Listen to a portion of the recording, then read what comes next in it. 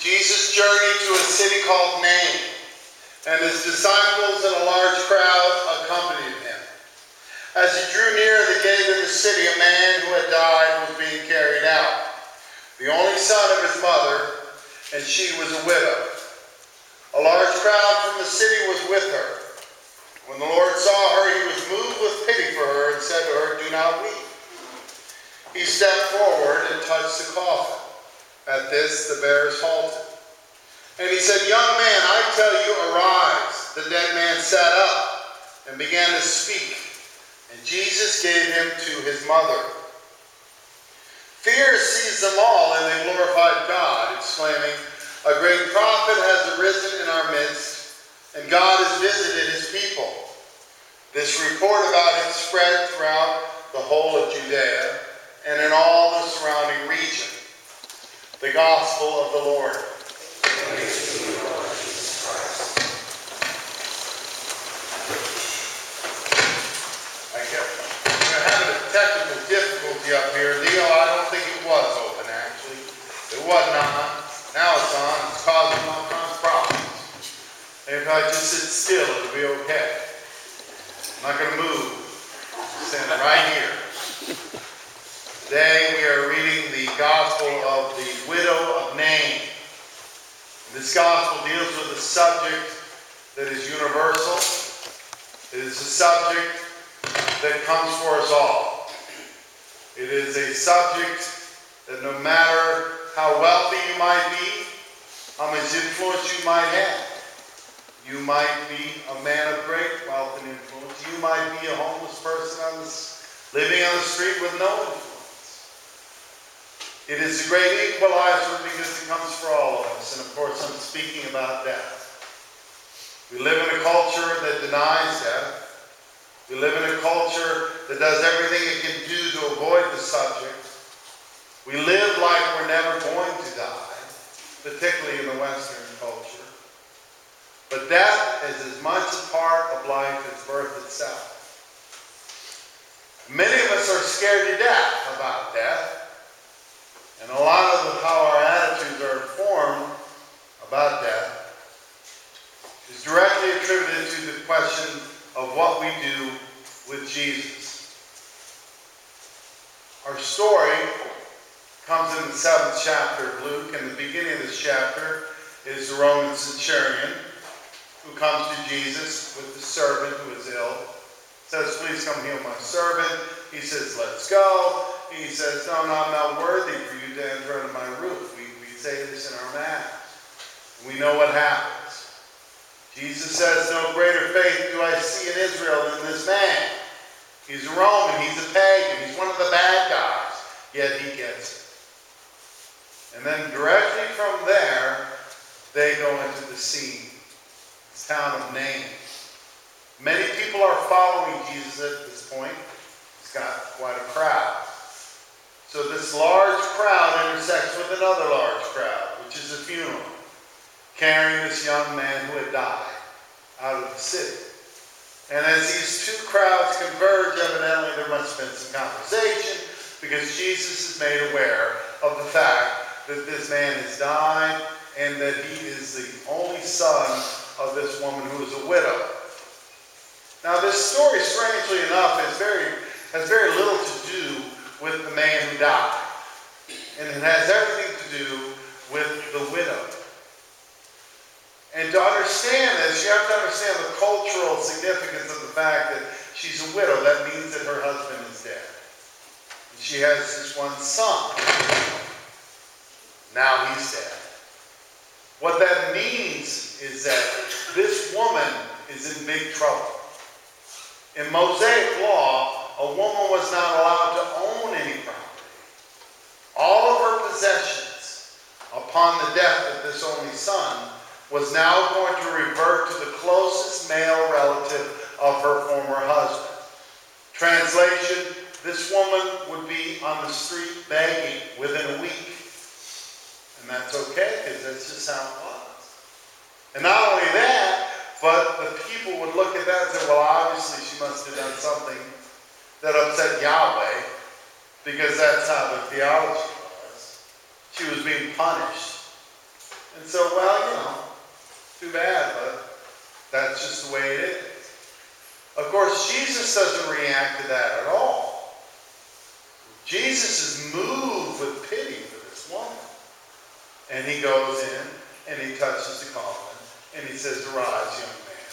And of course, the dead man sits up. Now, before we continue with this, I'd like to just revisit Genesis for a second to make this point. When God said to Adam, "If you eat of this fruit, you will surely die," he wasn't kidding. This wasn't a joke. And God is perfect, so he can't change. The wages of death are sin. Period. Now, of course, Adam had no idea what he was talking about, because death was a foreign concept. Adam had no understanding of what death was, any more than just last month when I was burying my good friend Diana Mullins, and I was talking to her 4-year-old granddaughter saying, "I want you to carry the flower up, and I want you to put it in the vase, and then you're gonna walk up really slow." And she looked at me and she said, "I know why I'm doing this, because Grandma became an angel." And it just ripped my heart out. But that woman, that little girl's concept of death, as simple as that might have been, was miles ahead of Adam, because Adam didn't have a clue. He knew this, though: death wasn't part of the plan. And that's the very definition of sin.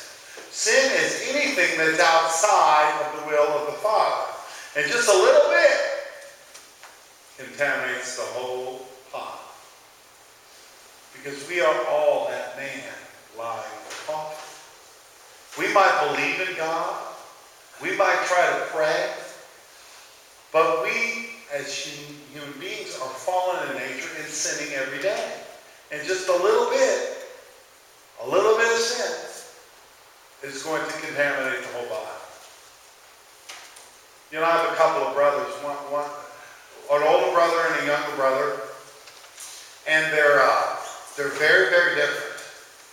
They're very different. I love them both dearly, but one thing that they are similar is they both like to cook, which that skipped me. Okay, I don't cook at all. I like to eat, but I don't cook at all. In fact, when I go on family vacations, my deal is I'm KP man. Okay, that's it. I learned a long time ago that if you just get up after everybody's finished and quietly bust the tables and then clean the kitchen, guess what? Everybody loves you. Okay? KP covers a multitude of sins, right? If you just clean the kitchen, people love you. Now, but I don't get involved at all in the cooking. Now, I was at the beach not too long ago, last summer, and my brother was in there slaving away at his latest creation. See, my older brother, he's a chef. My younger brother, he's a cook. There is a difference, really. A chef is somebody that tries to make something happen, and is really into sauces and things like that. A cook, he's just cranking it out. He's just getting it out there because he's got 4 kids and this is what he does, okay? So anyway, my older brother is a chef. He's in there and he's working on his creation. And I'm not exactly sure what it was. Some kind of fish thing with crabs and I don't know, fish, different soup. I don't know exactly what it was. But anyway, he's putting a little bit of this in there, a little bit of that in there. And he steps away from the kitchen for a little bit, and my little brother goes in there and tastes it and decides that it needs a little bit of something. And I don't know what that something was, but whatever it was, when my older brother came back into the kitchen, tasted it, realized that his dish had been compromised, he flew into one of those rages like that, that show, The Chef, that is always yelling at somebody. He went into one of these chef rages, which culminated in the whole pot being thrown over the back porch into the dunes, okay? Which I'm sure the crabs love that, okay? And he was so mad because whatever it was, even though it was just a little bit, had contaminated and ruined the whole creation. And that's exactly what sin does. Just a little bit will ruin the whole thing. What does the story have to do with us? Well, the story is simply this. Jesus obviously has the power to forgive sin. He has the power to forgive sin, and he illustrates his power in the fact that he was able to raise that man from the dead. Okay? But here's the deal. Somewhere in the world there's a gravestone with that man's name. Because something in the end got him. Something in the end got Lazarus. Something in the end is going to get you and is going to get me. If you YouTube, that's the same. There's a thing called a computer, right? And on a computer there's a thing called YouTube. And you can put on YouTube a subject and you get many things, right? So if you put on YouTube near-death experiences, you will see many, many stories, and I've heard them personally, of people that have gone to the other side and then came back to talk about it.